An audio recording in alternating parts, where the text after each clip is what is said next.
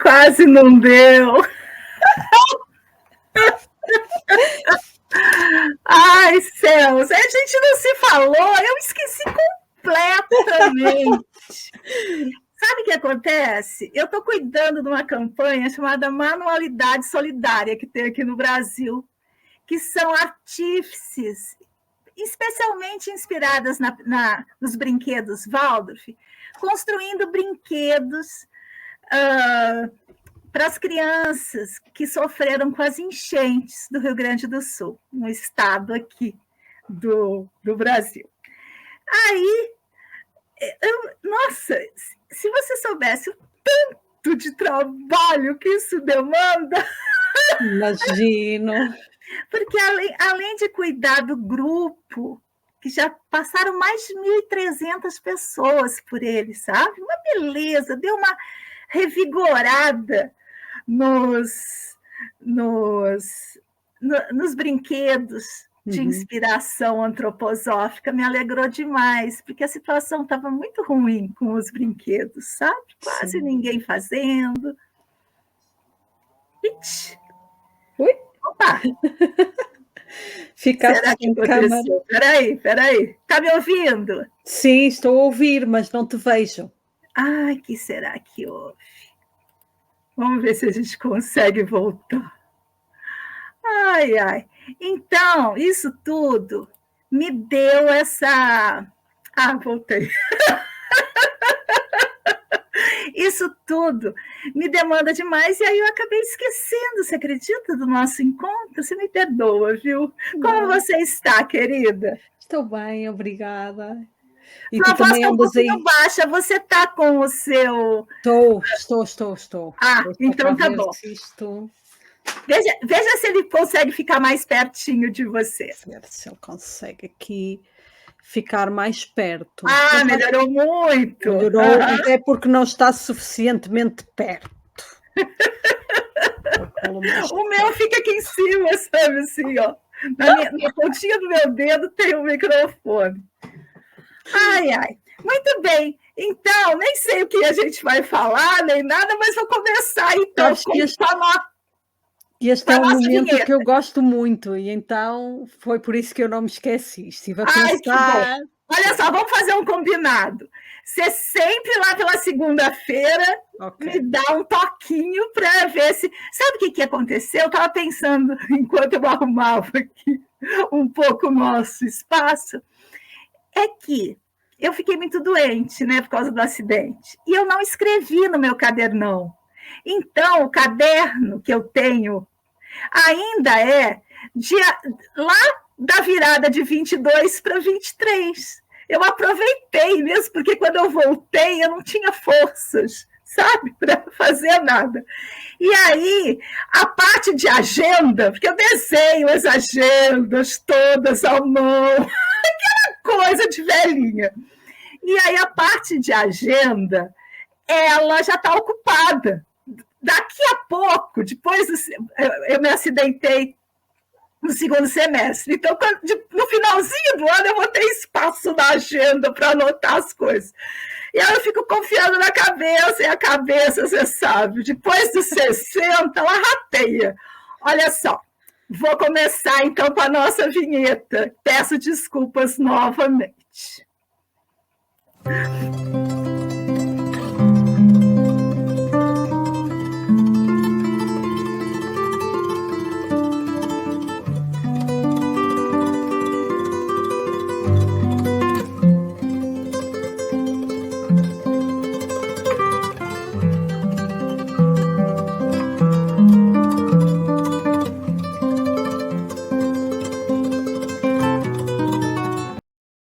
Gente querida, alegria do encontro. Estou aqui nesse ativismo delicado por uma estética da vida viva. Hoje para conversar com a minha queridíssima Dulcineia Pinto, lá de Portugal. E se eu lembrei de editar, estamos começando agora. Se eu não lembrei, já aconteceu muita confusão. Querida Dulcineia, como você está? Seja bem-vinda, alegria do encontro. Muito obrigada. Este encontro é sempre muito esperado e então eu estive a pensar no que é que havia de trazer e por isso é que, claro, não me podia esquecer, não é? Hum, então já faz parte, já faz parte. Olha só, gente, a gente grava cada 15 dias. E a gente está gravando hoje o nosso programa de número 6. E já foi ao ar o programa de número 1, que foi um sucesso. Eu recebi recadinhos amorosos, comentários bem gostosos. Não sei se você viu algum comentário, mas eu gostei demais da repercussão. E eu também estou gostando muito de fazer esse programa. Obrigada, viu, Du? Obrigada.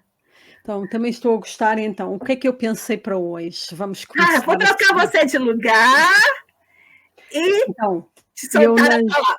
Na última semana fui a 2 feiras artísticas aqui no Porto, em que juntam assim vários artistas, ilustradores e fazem. Uma foi nas Belas Artes, foi a última que eu fui, e outra foi num mercado que é num centro comercial. Então, nesse do centro comercial, eu comprei esta ilustração. Achei que tinha muito a ver com o que nós... deixa eu aumentar aqui para você mostrar. Lá. Isso. Pois eu digo. Então, é de uma artista chamada Rita, não é? Temos aqui esta personagem que ela criou, Porquê é que eu gosto tanto desta imagem? Porquê é que eu escolhi de todas as ilustrações esta imagem? Porque eu acho que ela convida a nós a pensarmos neste conceito da submersão. Então, no nosso navegar é preciso, não é? Talvez tenhamos que trazer alguns conceitos para pensar, e então isto ajudou-me a pensar este conceito da submersão, em que ao submergirmos, encontramos as estrelas que procuramos. Que legal! Então ela tem este bonequinho, não é? E ele vai ao fundo do mar e depois fica com as estrelas do mar todas agarradas a ele. Então eu fiquei a pensar neste conceito da submersão. A gente tem um poeta aqui no Brasil chamado Alberto Puchan, que fala: é preciso aprender a ficar submerso. Então vamos ter que pôr isso no nosso... Diz, desculpa. Não, só ia completar para quem está só ouvindo que a ilustração e o poema do Alberto Puchan está no nosso site, que está uma beleza também. Pois, era isso que eu tinha a dizer, que tinha que estar no nosso site também o poema e esta imagem que depois vamos colocar lá, não é? Vamos ter tudo lá. E vamos também ter o link para o Instagram da artista, que eu não conheço, eu trouxe porque gostei muito do conceito. E então, na outra eu já estive nessa feira. Já, uma vez. E então, na outra feira, eu encontrei uma coisa que me inspirou muito para o trabalho que estamos a desenvolver aqui as duas. E que eu acho que pode ser uma boa ideia para nós desenvolvermos a partir de agora, ou se tu quiseres. Então, vou contar o que é que eu adquiri. Então, eu adquiri uma coisa muito estranha que é assim: Jornal de Investigação Subaquática.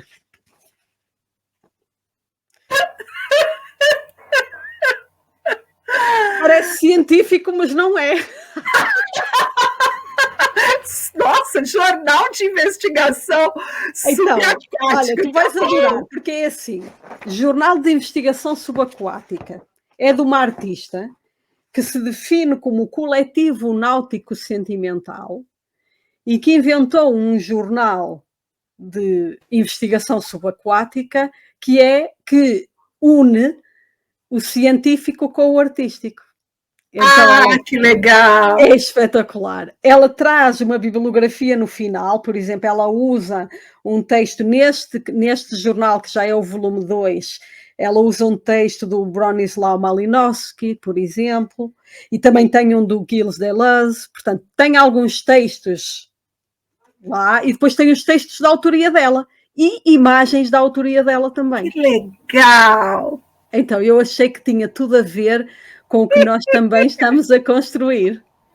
Navegar é preciso, e às vezes a gente na calmaria tem que mergulhar, não é? Exatamente. Então eu vou ler aqui uma parte do diário de bordo da mergulhadora. Oh, que delícia! Vou lá. Na noite do solstício de verão, estive a falar com a mulher dos morcegos sobre amor. A lua estava incrivelmente... Vou ter que fechar a porta que este meu filho só faz barulho. Ó, seu filho por aí e o meu marido por aqui. Ai, que delícia. É verão aí quase, hein? E férias. Então, vou já são férias de verão, né? Não é? Já são férias de verão aí, não é? Já são férias de verão, pois. Ele já está on fire no computador. Então, vou recomeçar. Muito bem. Na noite do solstício de verão, estive a falar com a mulher dos morcegos sobre amor. A lua estava incrivelmente redonda e dourada. As nuvens criavam um halo amarelo e ao longe o camareiro tocava na viola canções que nos embalavam. Na despedida caminhava pela proa a tentar tirar a névoa do whisky da minha cabeça, quando senti um cansaço enorme abater-se sobre mim. Alguma coisa me puxava para aquele corredor e por momentos ocorreu-me atirar-me borda fora, nadar até à escuridão, largar a corda da boia. Convencida que a bruma do álcool e o efeito de estar há demasiadas semanas em alto mar me estavam a turvar a mente, retirei-me para a minha cabine. Até recentemente, deitava-me estafada dos dias compridos e adormecia imediatamente, mas desde que encontramos a estrutura, giro letargicamente de um lado para o outro na cama. O ondular do barco irrita-me e não consigo tirar da cabeça aquele corredor que engole toda a luz.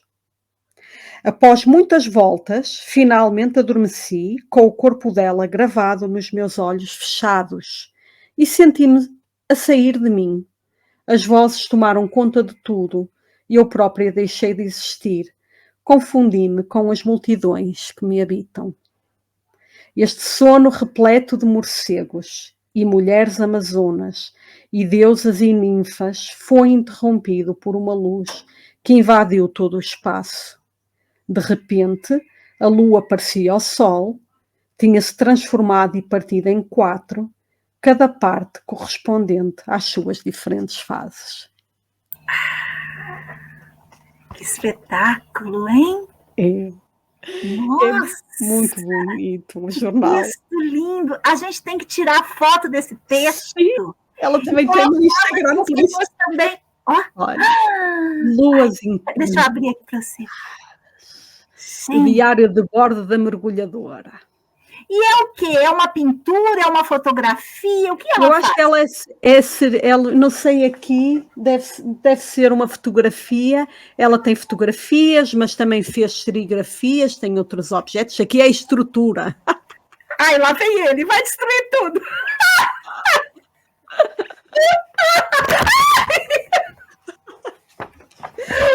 Socorro! Desligou a câmera, tá me ouvindo? Estou a ouvir. Tens que ligar novamente. Ela pisou em cima do meu computador, porque o meu computador, ele tá assim, inclinado, sabe? Uhum. E aí, ela pisou em cima dele. Hoje tá um dia bem bagunçado. Ai, perdão, gente. Agora ela vai caminhando até eu levantar para servir comida. Nossa, que peleja. Ela vem do alto, assim. A minha casa, ela é assim, ó. Sabe? Embaixo é menor, em cima é maior. E aí é uma palafita, que é uma cruz. É assim. E aí, o que ela faz? Ela vem caminhando por cima, por quê? Por cima é terra, né, gente? Grama, plantas. E ela entra por um buraco da janela e pimba, cai aqui. Ai, meus céus. Que bagunça. Dei uma mergulhada em outro lugar. Voltamos para a artista, onde a gente estava pensando que técnicas que ela usa. Sim, acho que ela usa também fotografia, estás a ver? Esta fotografia da estrutura. Da estrutura. Então tem a nota introdutória. E este volume 2, eu vou arranjar o volume 1 e o 3, que acho que ela também já tem. E este é do mapeamento e reconhecimento. Como é? Mapeamento e reconhecimento. Então, quer dizer que ela está ali nas cartografias, ela está ali fazendo as suas... das filosofias da diferença. Ela tem um quê das filosofias da diferença. Legal. O texto tem muito a ver com isso também. E depois ela tem aqui uma parte que também vou mostrar, olha, aqui das luas, deste deserto. Isto é tudo dela, de serigrafias e coisas que ela faz. Ela voltou. Voltou o gato.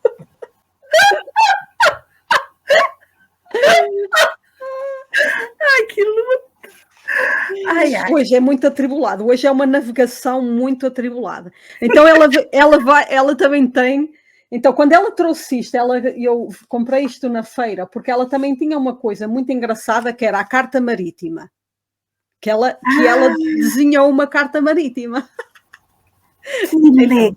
A carta marítima é espetacular, porque é tudo inventado, né? Então, olha, a carta marítima. A carta marítima com um vulcão. Estou a mostrar ao contrário. Muito legal. A carta marítima.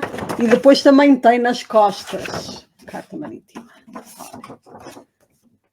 O que é muito interessante, porque eu pensei que também queria desenhar uma carta marítima aqui para o nosso trabalho. Legal. Uma carta marítima com conceitos que nós temos navegado, que temos trazido, não é? Com formas de navegação. Acho que era interessante para, no fundo, pensarmos como é que podemos trazer este conhecimento de uma forma didática a quem nos ouve, não é? Sim. E que possa, de alguma maneira, sentir-se mais enquadrado neste conhecimento. Legal. Porque eu estava, sabes que eu estou a fazer um mestrado em ensino de História, não é? E então estava a estudar para didática, e a determinada altura, lá num dos slides, o professor mostrou um gráfico, um esquema. E eu aí apercebi-me. Então o que é que o esquema mostrava? Mostrava muita coisa, mas ele mostrava que tinha uma divisão entre a teoria e a prática, na horizontal, sendo que a teoria está na parte superior e a prática na parte inferior. Isso diz muito, esse gráfico. E eu pensei, ora bem, pois claro, se nós continuamos a olhar para a teoria como algo que está acima de nós, na cabeça de nós, no céu, não é? No etéreo, então todos os teóricos, nós vemos os teóricos como pessoas e como algo que não conseguimos atingir, e a prática como algo sem valor que todos nós temos. Então, quando olhei outra vez para o é a discussão do corpo do Cineia. Corpo, mente, corpo, sim, alma. Sim. E, desde a Grécia, os desprezadores do corpo, como diz Nietzsche, declararam... Aristóteles fala com todas as letras, aquelas que eles escreviam, como que chama aquelas letras que eles escreviam naquela época? Com todas as letras, do diafragma para baixo, nada presta. Não é? Enfim. E depois eu lembrei-me da animação, da sucessão. E pensei, se nós fizéssemos apenas esta mudança, em que colocássemos a teoria na parte inferior e a prática como um plano de imanência da teoria que está sempre presente, então nós só temos que submergir para chegar à teoria. Nós só temos que fazer o mergulho. Spinoza diz uma coisa que tem a ver com isso em outra perspectiva. Ele diz assim, a mente é uma ideia do corpo. Então, a teoria, ela é a posteriori. Ela não pode ser antes. O que a gente fez, o que o pensamento moderno fez, foi inverter a prática e a teoria. Por quê? Porque a teoria era da ordem do poder saber. E aí, quem detivesse o poder, deteria a teoria. Haja vista o seu mestrado em História, colocando as coisas nos seus, entre aspas, devidos lugares. Exatamente. Mas a teoria, ela vem depois. Por isso que lá no nosso repertório das artes manuais, tem um filósofo chamado Michel Certeau, que fala assim, daquilo que se faz, o que se escreve? Por quê? Porque é o fazer e depois, uma ou outra coisa, se escreve daquilo que é, entre aspas, prática. Porque a vida é prática. A teoria é depois disso. E nas escolas é o contrário. Primeiro você pega a prática que virou uma teoria mal fundamentada, porque tem essa discussão, e até na sua área, um pouco próxima à sua área, aqueles que descrevem o saber fazer e que não sabem fazer, como descrevem? Ai, lá vem ela. Ai, socorro. Como descrevem, não é? Ai, socorro. Peraí que ela quer pular em cima. Peraí. Fala aí que eu vou tirá-la daqui. Então, pois, essa questão da teoria e da prática é algo muito importante e que nós... E este professor usou várias imagens. Tinha uma imagem com uns passarinhos a sair de uma gaiola. Portanto, tudo o que ele agarra na teoria, ou aparentemente ele mostra da teoria, é esta questão etérea, esta questão de que a teoria... Desculpa. Não faz mal. De que esta questão da teoria está acima da prática, não é? E que não vem da prática, está acima da prática. E que é um plano que nós temos de atingir, não é? O gato já foi. Eu tirei ela para lá, porque aqui tem uma tela. Ela pulou de cima da tela grande que está aqui, em cima do computador. Ela é muito fácil. O computador fez assim, porque ele tem aquele suporte que deixa ele inclinadinho. Tenho que ler esta parte. Uma coisa tão importante é a vida, querendo invadir. Então, eu quero comer, eu quero um carinho, eu sou a vida, para de falar, tagarela. Olha, ela tá ali, ó. Está ali, está lá atrás. A qualquer momento ela volta. Está vigiando. A vida está sempre à espreita. É verdade. A vida está sempre à espreita. Ufa, continua. Então, hoje é um dia e tanto. Eita, Mercúrio deve estar retrógrado, como dizem as astrólogas. Ai. Então, vou ler esta parte porque é muito interessante, porque é sobre os instrumentos de navegação. Então ela diz assim, antes da invenção da bússola, os navegadores estabeleciam a sua posição e direção observando pontos naturais e objetos celestes. Este feito tornava-se quase impossível se a embarcação se confrontasse com adversidades meteorológicas. pelo que o advento do uso do campo magnético na bússola moderna permitiu encontrar sempre o norte através de 4 pontos cardinais e mais 4 intercardinais regidos pelos ventos. A sua utilização tornou-se, porém, impossível quando abordamos a nuvem de morcegos.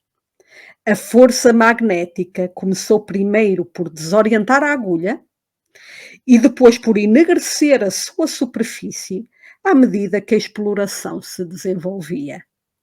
Ainda que a interferência eletromagnética natural possa induzir por vezes uma margem de erro, chamada desvio, este desvio natural não explica o fenómeno aqui encontrado. Eu acho que a tua gata faz parte da nuvem de morcego. É isso que eu ia falar! Aqui em casa tem morcego, mas tem também gatas morcegos. Também, quem tá vendo sabe que ela subiu pela parede. A mãe nos deixa um tanto sossegadas. As nuvens de morcego vão dormir. Ai, ai. E é muito interessante este conceito das nuvens de morcego que ela traz, porque ela fala também para trás no jornal, noutras alturas, da nuvem de morcegos. E descreve a nuvem de morcegos e tal. Tem muito interesse. É muito o que nós estamos aqui no fundo também a fazer, não é? E a trazer tudo isto.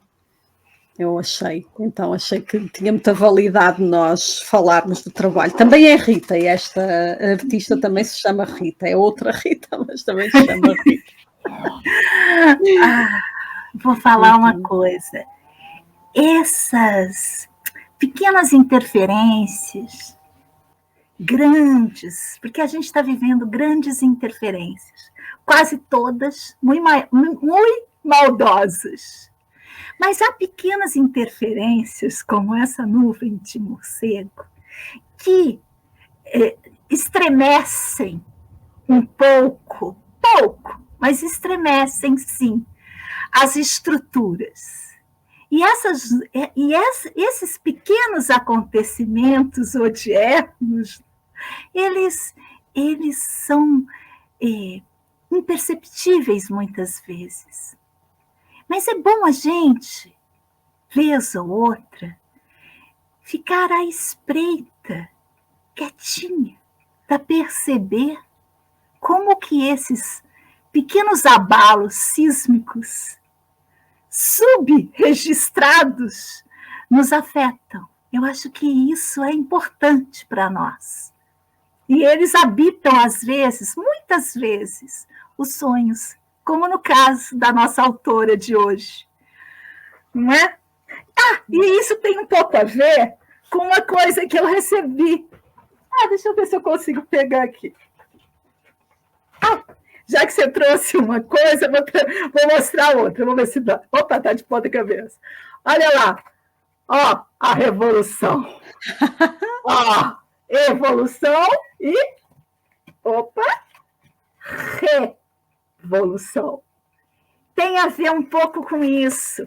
Com isso que Félix Guattari traz em sua Revolução Molecular. E que agora... a UBU editou uma nova edição, revisada, ampliada. Olha só a diferença. O original e o de agora. Eu ainda não fui, sabe? Mas aconselho demais a leitura. Por quê? Porque é muito, muito, muito atual. O livro... ele é de 81, mas é como se a gente estivesse escrevendo agora. Porque, olha só, abri à toa e está escrito aqui. Veja se não é escrito esses dias. Acabamos sempre voltando aos 3 cercos fundamentais. Já falamos de cerco aqui.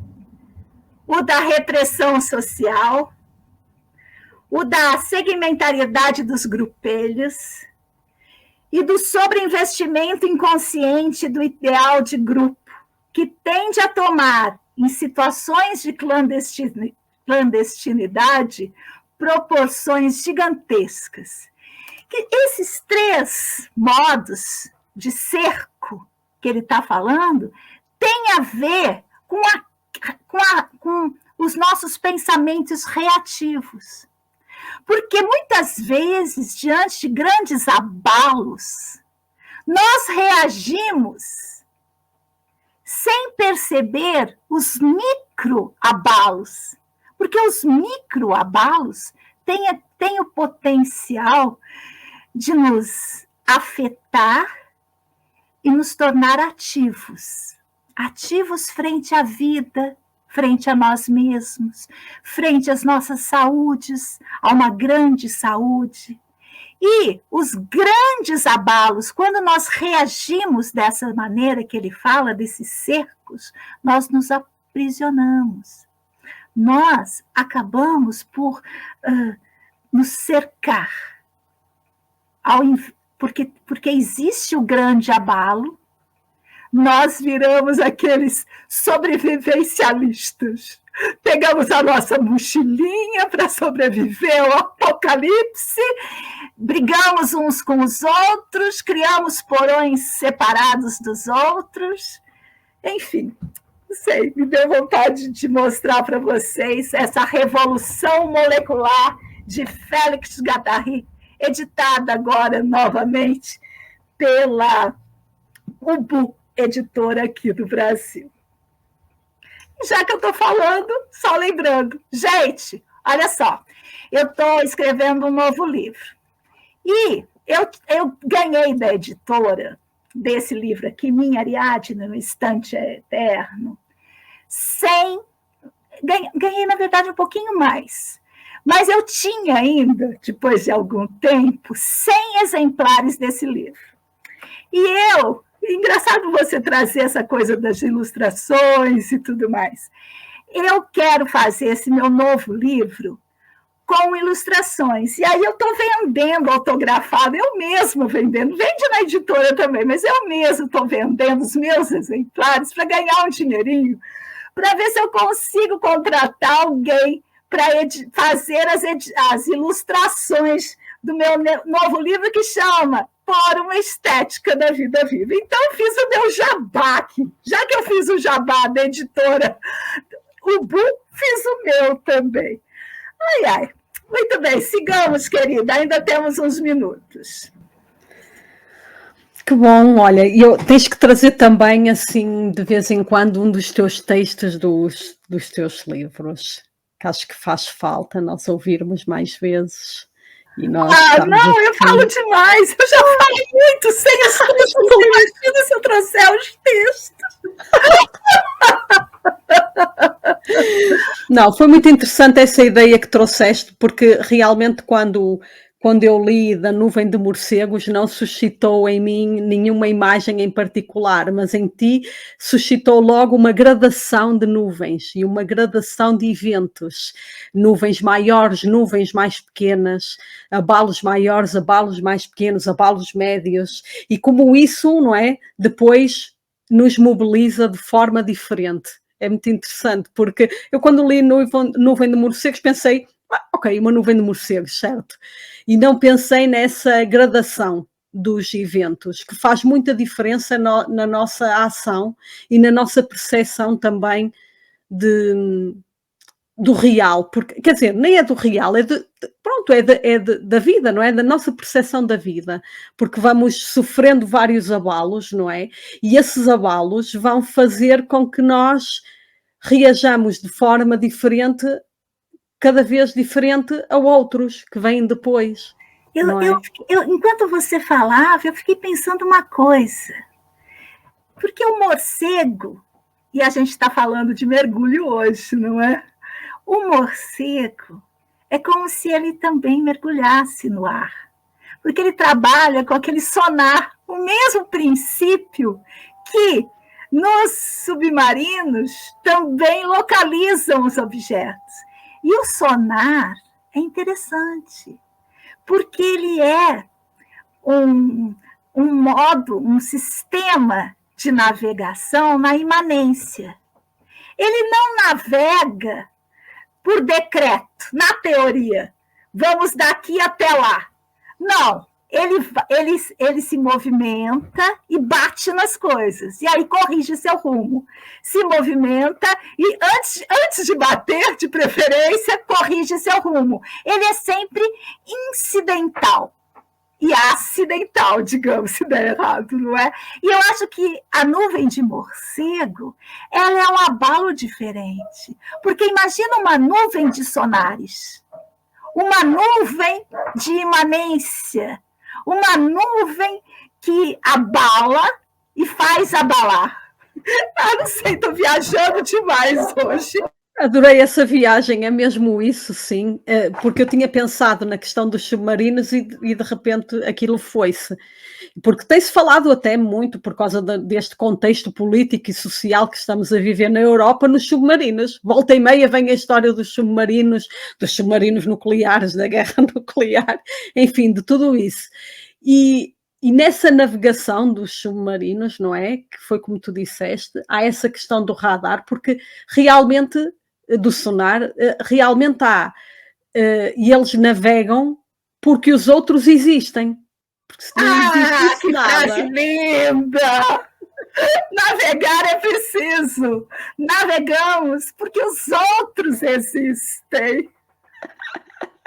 Até vou anotar. Então anota, vá. E nessa navegação, não é? Nesse embate com o outro é que se dá essa, como tu disseste, o controlar o nosso rumo, o reorientar o nosso rumo, dá-se no embate. Então é muito interessante como é que isso suscitou logo essas ideias todas, não é? E realmente naquela autora que nós já citamos aqui, que eu já citei aqui, da Sofia Batalha, com o santuário e não sei o quê.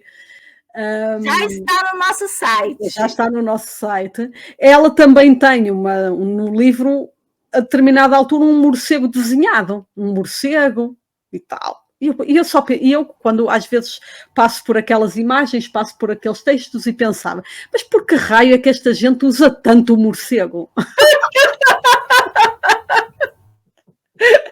E agora fez sentido, porque ela fala muito na imanência, não é? Estes autores falam muito na imanência, e realmente o morcego é um exemplo da navegação na imanência.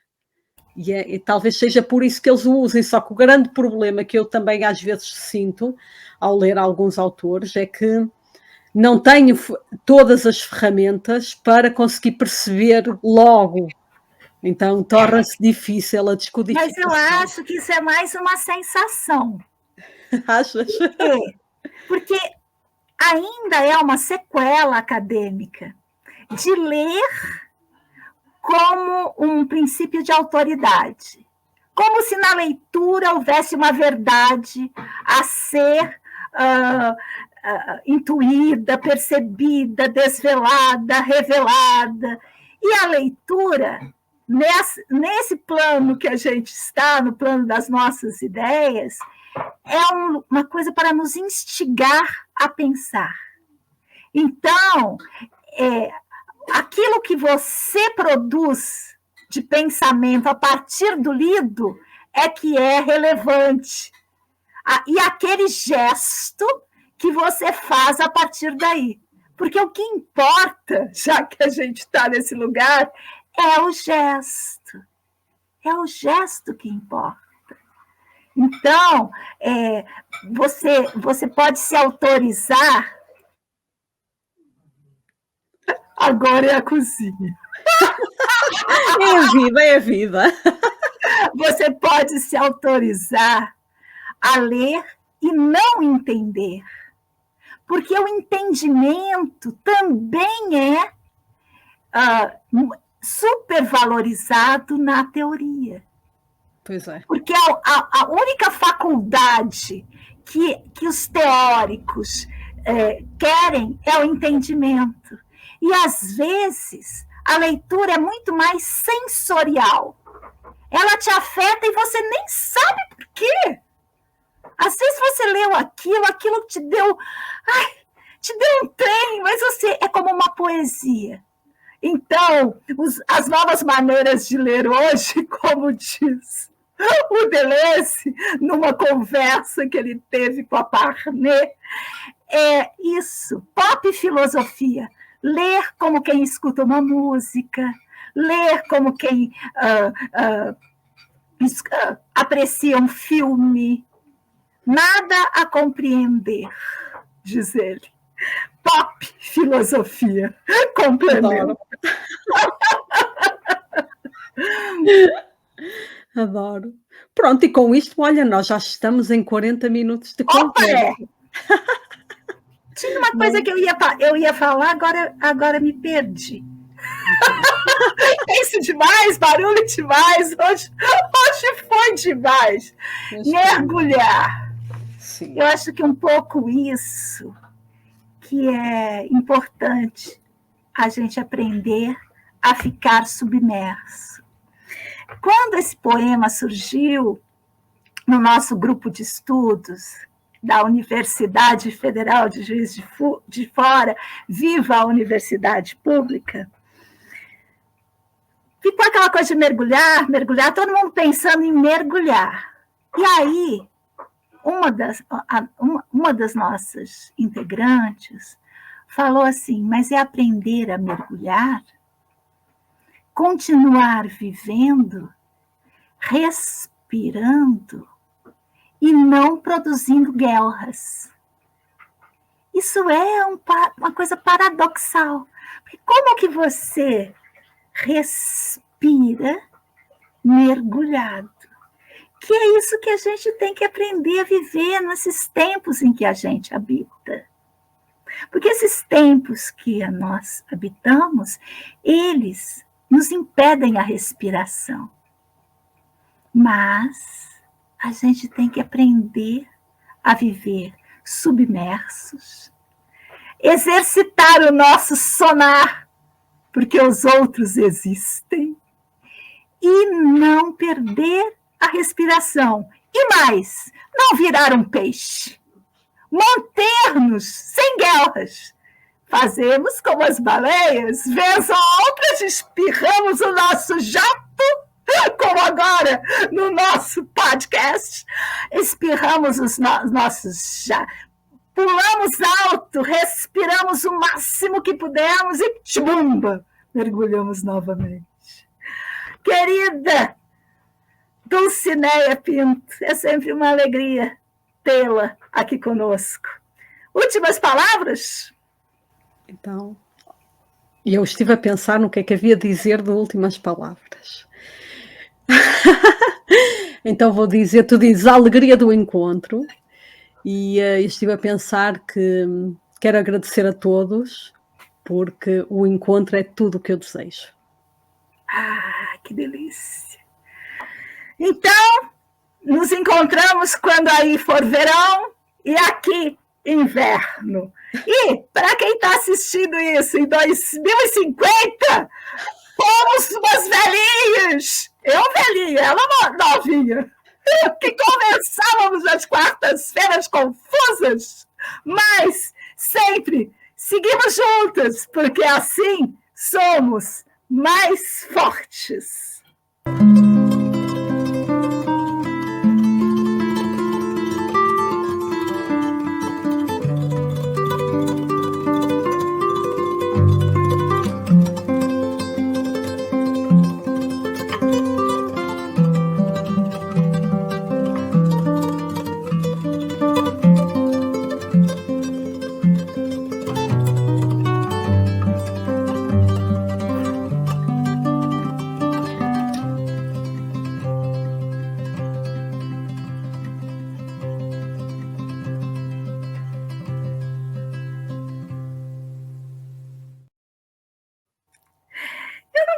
Essa música, mas agora eu tô gostando. Ainda estás a gravar.